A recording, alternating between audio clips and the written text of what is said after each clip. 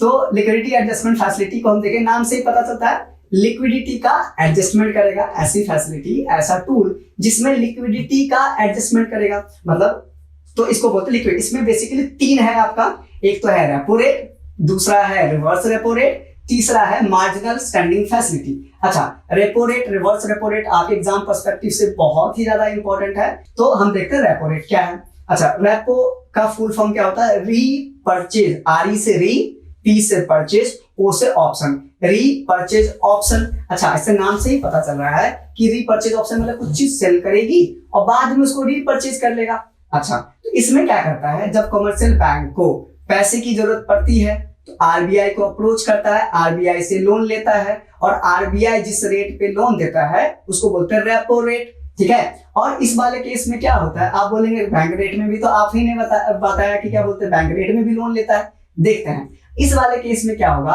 एक तो commercial bank जो है अपने शॉर्ट टर्म फंड के नीड के लिए, शॉर्ट टर्म पीरियड के रिक्वायरमेंट के लिए, जो फंड की रिक्वायरमेंट है उसके लिए बैंक को अप्रोच किया, है ना। क्या बोलते हैं, शॉर्ट टर्म पीरियड के लिए, बैंक रेट में लॉन्ग टर्म पीरियड के लिए था। अच्छा, बैंक रेट में कोई गवर्नमेंट सिक्योरिटीज जो है डिपॉजिट नहीं किया, कोलेटरल नहीं था। यहाँ पे क्या करेगा कमर्शियल बैंक, जो पैसा लेगा बैंक से, आरबीआई से, एक तरह से डिस्काउंटिंग करवाता है, एक तरह से गवर्नमेंट सिक्योरिटीज को सेल करता है आरबीआई को और पैसे लेता है। तो आप बोलेंगे आपने रीपर्चेज क्यों बोला, तो ये जो गवर्नमेंट सिक्योरिटीज दी आरबीआई को, उसका एक टाइम और डेट फिक्स होता है, जिस डेट में बैंक जो है ये जो सिक्योरिटीज आरबीआई को बेची वो वापस परचेज कर लेगा और आरबीआई का पैसा वापस कर देगा। इसी के लिए होता है रीपर्चेज ऑप्शन। ठीक है, तो रीपर्चेज ऑप्शन रेट क्या है, जिस रेट पे, it is a rate at which RBI lends money to commercial bank for the shorter period of time against the approved government securities.